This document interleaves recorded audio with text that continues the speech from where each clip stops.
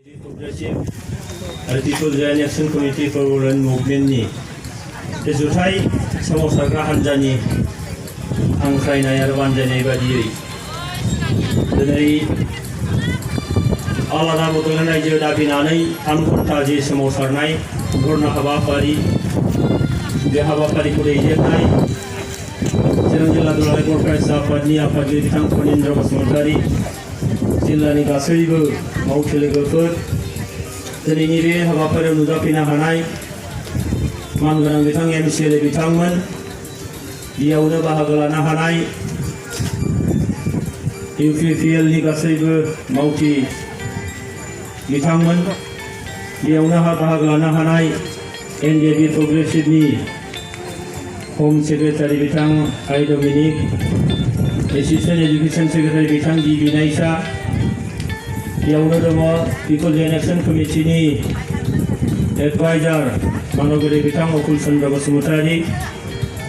बेयावनो बाहागो लानो हादों दुलाराय बर' फरायसा आफादनि मोनसे समनि केसिआर बिथां पद्मलक्ष्मन बसुमतारी बिजनि जिल्ला बर' थुनलाइ आफादनि मांना आफादगिरि बिथां आरो बिथांनि मावथि लोगोफोर गासैबो बाहागो लानो हानाय गुबुन गुबुन आफादनि दैदेनगिरि नोंथांमोन आरो दिनैनि बे हाबाफारियाव थांनाय गोलाव बोसोरनिफ्राय बड'लेण्ड दाबिनायाव बाहागो लाबोनो हानाय सान्दुं अखा बार जेखौबो गियालासे गोग्गाद गोसोजों बाहागो लानो हानाय साफ्रोमबो बड'लेण्ड हास्थायग्रा मानगोनां बिग्रायारि रायजो राजा नोंथांमोन बयनिसिमबो गिबियावनो दुलाराय बर' फरायसा आफादनि जानानै आरो सोमावसारारि हान्जानि जानानै आङो बिग्रायारि साबायखर जासिदों आरो नोंथांमोन बयखौबो दिनैनि बे हाबाफारियाव लैहोर लैहोर बाहागो लानो हानायनि थाखाय गाव गावनि खामानि मावनांगौ दोननानै दिनैनि बे हाबाफारिखौ जाफुंसार होफैनो हानायनि थाखाय आङो बरायनानै लादों जे मानगोनां रायजो राजा नोंथांमोन दिनै जोङो बड'लेण्ड दाबिनाय बे दाबिखौ लानानै जोंहा गोदानै हयथ' बुंनांगौ गैलिया जे जोङो बड'लेण्डखौ मानो नांगौ जे जोङो बड'लेण्ड दाबिनानैनो दिनै 50 बोसोरनि सिगांनिफ्राय जों आन्दलन खालामदों 50 बोसोर जोंहा बारबोबाय आरोबाव मानगोनां रायजो राजाफोर जोंनि सोमावसारनाया 50 बोसोरल' जायाखै जोंनि सोमावसारनाया गुरुदेव कालीचरण ब्रह्मआ जेब्ला बै समाव ब्रिटिश आमोलावनो जोङो बर'फोरनो आलादा मोनसे सिनायथि जोंनो जे नांगौ बे दाबिखौ लानानै बिथाङा शिलंआव बै समाव आसामनि राजधानिया शिलंमोन बे शिलंआव थांनानै बिथाङा गोबां माखासे दाबिफोर बिथाङा मेम'रेन्डाम हैदोंमोन बर'फोरनो आलादा मोनसे रेजिमेन्ट नांगौ होननानै बिथाङा बै मेम'रेन्डामाव उल्लेख खालामदोंमोन दा बेखौ नायोब्ला दिनै जोंनि सोमावसारनाया सेन्सुरि मारिनो बारा बोसोर नांलिया खोब सम्भब बोसोरनै बोसोरथामावनो जोङो जोंनि आन्दलन बे आन्दलना दिनै सेन्सुरि थारमाने 100 बोसोर जासिगोन मोनसे हारिया दिनै बुहुमाव नायोबा नुगोन 100 बोसोराव गोबां हारिया जौगाखांदों 100 बोसोरावनो गोबां हारिया हयथ' थैनानैबो थांदों बिथांमोननि राव थुनलाइ हारिमु रैखाथि होयैयावनो दिनै बुहुमनिफ्राय गोमानानै थांदों आरो बेबायदिनो दिनैहाय राव बिगियानगिरिफ्रा बुंदों जे बुहुमनिफ्राय मिनिटनि हिसाबसो बे मिनिटनि हिसाबाव मोनफा मोनफा रावा थैनानै थाङो मोनसे रावा थैनानै थांनाय माने मा मोनसे जाथिया थैनानै थांनाय जाथिया बुहुमनिफ्राय थारला गुबै गोमोरलांनाय दा दिनै बर'फोरनि बेलायावबो दिनै बेबायदि बाथ्रायानो जों बुंनांगोन मानोना ओरैबायदि मोनसे सम दंमोन जाय समाव नोङो सा सोनाब सानजा खोला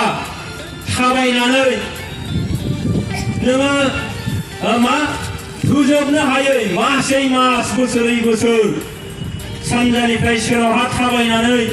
बोसोरसे थाबायबाबो नों फोजोबनो हायै इसिबां गुवारनि साहानिफ्राय खोलाहा बोसोरसे थाबायब्लाबो नों फोजोबनो हायै बेबायदि गुवार मोनसे रायजो बर'फ्रा बै समाव खुंनानै दङमोन। नाथाय बे हारिया दिनै मा गोबां मोनसे थासारियाव गोबां बायदिसिना थासारियाव गब'नांनानै दिनैहाय बर' हारिया दिनै लासै लासै सेबबोनानै दिनै जोङो लाखनि फिगाराव दंसै। दिनै जोङो 20 लाखआव थाफैबाय। 20 लाखआव जेराव बर'फ्रा बुंदोंमोन जोङो 20 लाख थारैनो नंमारगौ। बे आसामाव 20 लाख बे आसामाव नंमारगौ। बर'फ्रा जोङो बै समाव फ्राय 20 लाखआनो दंमारोमोन। दिनै बे लासै लासै गोमालांबाय। मानि थाखाय? जे जोंनि हाफोरनि रैखाथि गैया। मानि थाखाय? जोंनि कालचार, जोंनि ट्रेडिशन, जोंनि लेंगुवेज, जोंनि हेरिटेज बे जिनिसा जेबोखौनो रैखाथि गैया। प्रिजार्भ खालामनाय जायाखै बेखौ, जायनि थाखाय बे लासै लासै गोमालांदों। आरो बिनि थाखायनो बै समाव गुरुदेव कालिचरण ब्रह्मआ बर'फोरखौ रैखाथि होनांगोन। बर'फोरखौ गोजोर मोनसे हारि हिसाबै जोंनि थामोनथाखौ लानानै जोङो बेयाव थांनानै थानो हायो, जाहाथे जोंनि सिनायथिखौ लानानै थांनानै थानो हायो। जोंनि राव हारिमुवा कुनु जौगानाय हारिफोरनिफ्राय कुनु खम नङामोन। दा बेनिखायनो बिथाङा बै समाव ब्रिटिश आमोलावनो बै समाव नोङो शिलंआव थांनानै मेम'रेन्डाम हैदोंमोन। आरो बिदिनो बड'फा ब्रह्मआ बे आसामाव बर'फ्रा गोबां रोखोमै गोबां बिथिङै जोबलांनो नागिरनायखौ आन्दलनखौ जुदि जों थाबैनो खालामाब्ला बे हारिया 10 बोसोरनि उनाव जोबलांजोबनांगोन। जोंखौ माने मा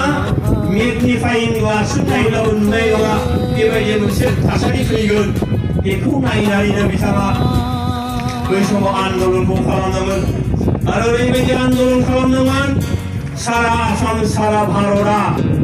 गिग्लुंदोंमोन, मावग्लुंदोंमोन। मालाबाबो आसा खालामाखैमोन बे आसामनि हारसाफ्रा बर'फ्रा बेबायदि आन्दलन खालामनो हागोन।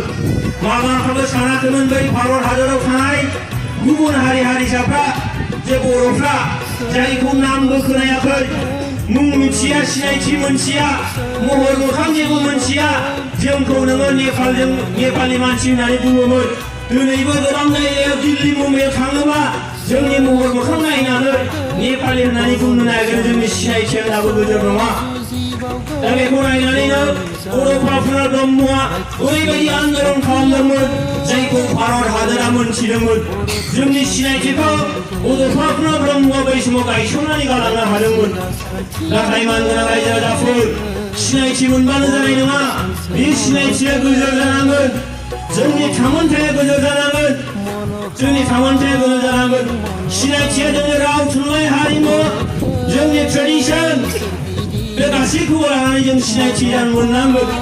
जोंनि गाननाय जोमनाय, जानाय लोंनाय, आसार आखु, बर'फ्रा ओरै गानो, ओरै जायो, ओरैहाय थाबायो, ओरैहाय मावो दाङो, बे गासैबो जिनिसा जोंना गिनांगौ गैयै जानांगोन। रैखाथि मोननांगोन, सिनायथि मोननांगोन। थामोनथाया गोजोर जागोन। माब्ला गोजोर जागोन? बे आसामाव थानानै नङा, आसाम खुंगिरिनि सिङाव थानानै जों जोंनि सिनायथिखौ, जोंनि थामोनथाखौ जों गोजोर खालामनो हाया। बेनिखायनो जोंनो आलादा हादरबाय नांगौ, आलादा हादरबाय। बेनिखायनो बड'लेण्डनि आन्दलन जादों। मानगोनां रायजो राजाफोर, बड'लेण्डनि आन्दलन जादों। आरो जोङो माबिदों? संकसनिफ्राय सरिया बुरलुंबुथुरनि साहा गासै 25,000 स्कुवेर किल'मिटार। दिनै बिटिसिआव बेसेबां स्कुवेर किल'मिटार मोनदों जोङो? 8,000 स्कुवेर किल'मिटारल'। फानथामनि फानसेबो नङा। 25,000 स्कुवेर किल'मिटार, बिनि मादाव 8,000 स्कुवेर किल'मिटारल' बिटिसिआ मोनब्रै जिल्लाजों। बेयो आरो मा आलादा रायजो नङा, जायनि थाखाय दिनै आसाम सरकारनि सिङावनो आरोबाव जोङो सोनारनांगौ जायो। आसाम सरकारनि सिङावनो सोनारनांगौ जायो। बेयाव आलादायै जों डिसिसन लानो हाया। चौकिदार सासेबो एपइन्टमेन्ट होनो हायि बायदि अबस्था बे बिटिसिआ। बायजो नोङो बिटिसिनि बायजोनि गुबुन साख्रि मावग्राफोरखौ बिटिसिआव नारथ्रोहरदों। बिटिसिआव थानानै बिटिसिनि मानसिफ्रा बे जों मोनजोबनो हाया।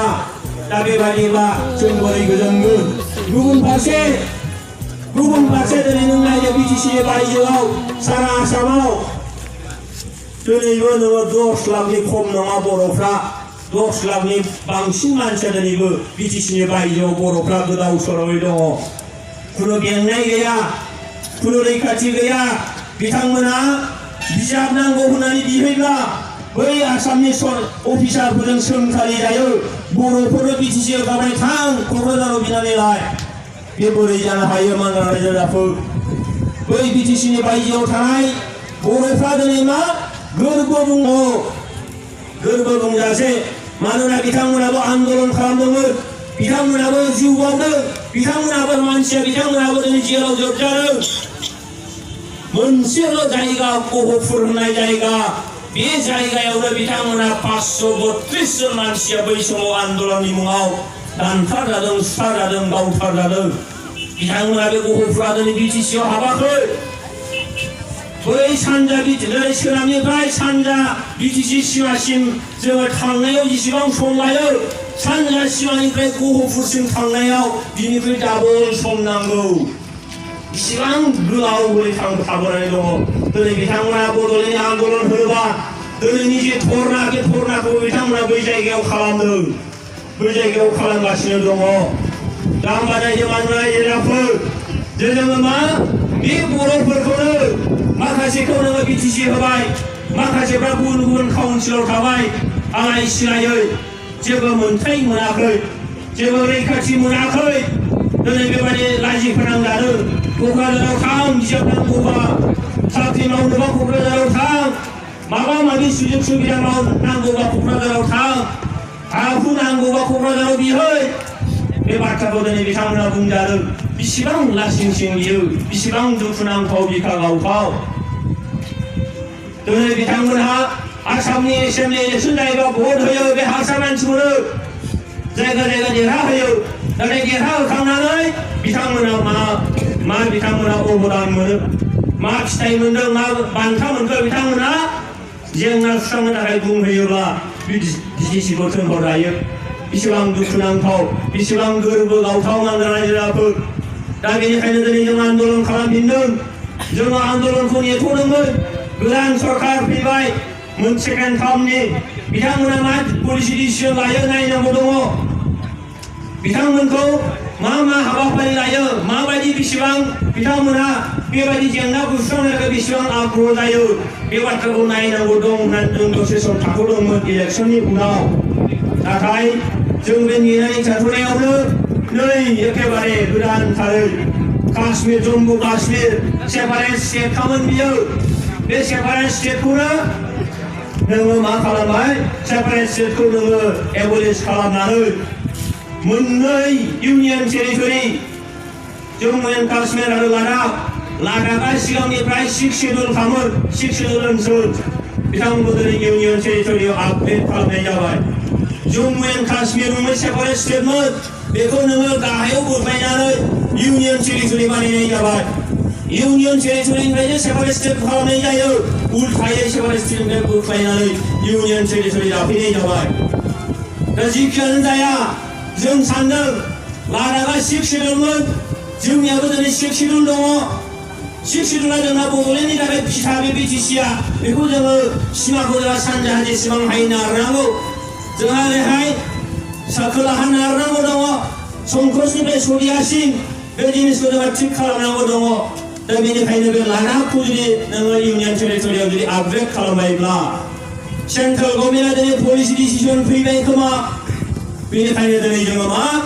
जोंना जिथु 50 बोसोरनि बारबाय बै गुरुदेब कालिचरननि नोङो साइमन कमिसननो दिनै मेम'रेन्डाम हैनाय बेखौ नायोबा दिनै जों सेन्चुरि जानोसै जोंनि आन्दोलना दा बेनिखायनो जोङो मा जोंनि आन्दोलनखौ स्टार्ट खालामनांसिगोन भारत सरकारखौ जों गोसोखांहोफिननांगोन भारत सरकारखौ जों हुमखि होनांगोन आसाम सरकारखौ जोङो मा हुमखि होनांगोन बेनिखायनो दिनै बे 3 घन्टा जि धरना जोङो अनारेबलि मान होनानैनो सन्मान होनानैनो भारत सरकारखौ जों खावलायदों सन्मान होनानैनो जोङो भारत सरकारखौ जोङो दिनैहाय जोङो मा पलिसि डिसिसन जाजानो लुबैदों जे नोंथांमोना जुदि बै नोङो जुदि इउनियन टेरिटरि दानानै होबायबा लादाखखौ जोंनिखौबो सहज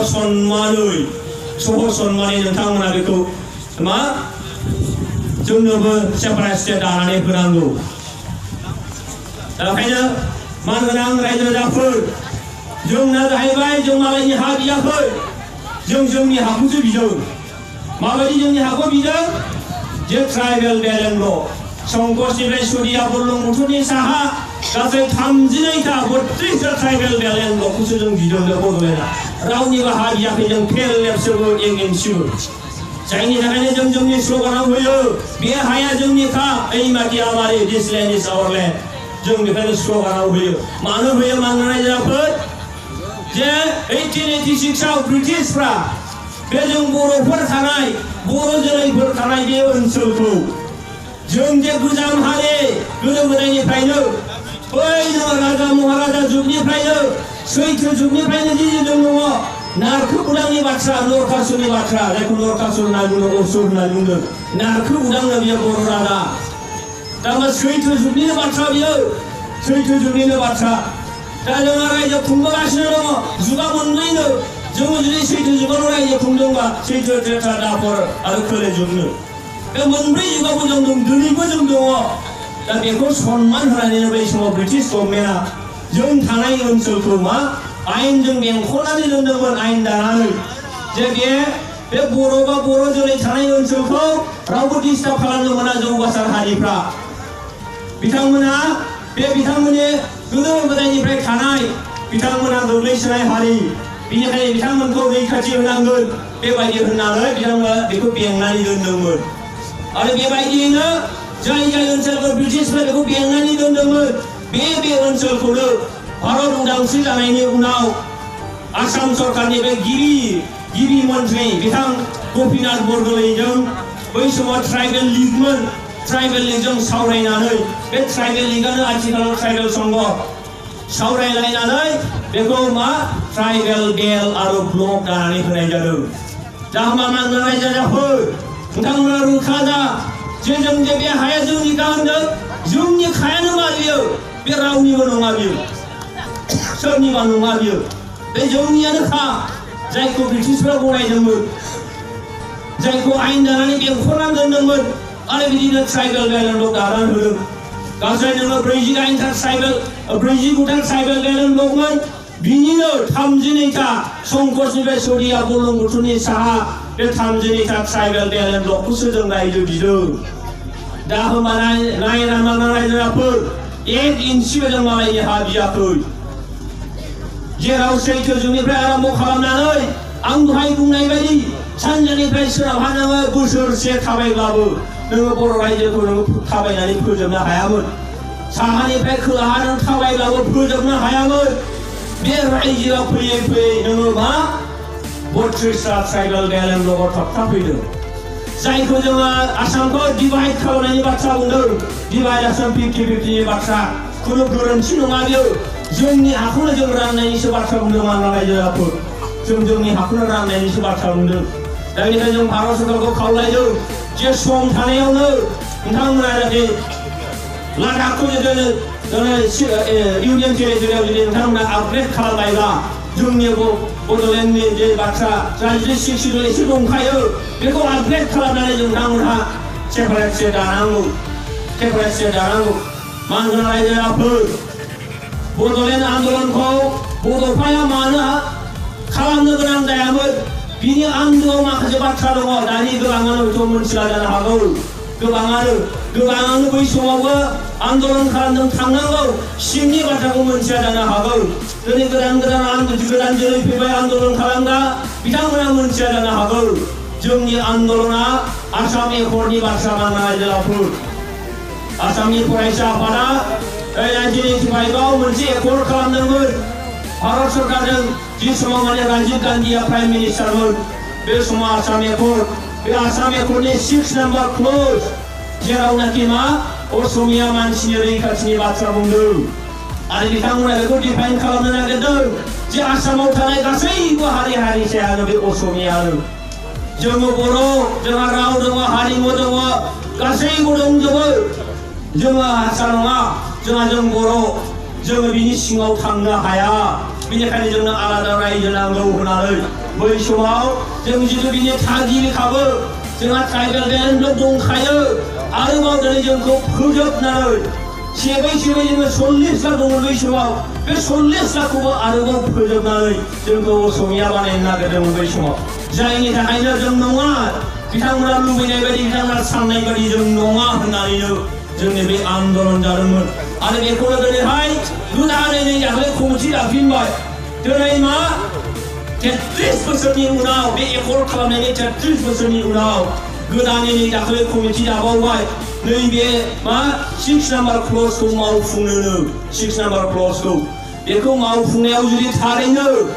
बे हारसा मानसिनि बाथ्रायानो फैमारनांगौ जायोबा जों आरोबाव मा दिनै जे जोङो 20 लाख दङ बर' रायज्लायग्रा मानसिया बे 20 लाख मानसिया खेबसेयैनो खोलोम खनसे दैगासिनो जोङो धंस जागोन बेनिखायनो मानगोनां रायजोफोर जोङो बे हारसा नङा जों बर'आनोखा राव दं थुनलाइ दं हारिमु दं दिनै बर' रावा भारत संबिधाननि 8 माने शेड्युलाव हाबबाय 9थि फारियाव हाबनाय बे लेंगुवेज बेहा गासिबो दंजोबखायो सिनायथि दङ गासिबो दंजोबो बेनिखायनो बेखौ जोंनि बे बर'फोरखौ आलादा रायजो होनानै जोंनि फारफ्रोमबो बिथिं जौगानायनिफ्राय लानानै जोंनि राव थुनलाइ हारिमु जोंनि दोरों सिनायथिनि थाखाय रैखाथिनि थाखाय बेखौ आयेनगतभाबै बेंखननो थाखाय जोङो आलादा बड'लेण्ड दानांगौ बेखौ जाहाथे थाबैनो बिथांमोना मावफुङो बेखिनिखौ आं फोसावबाय रायजोफोर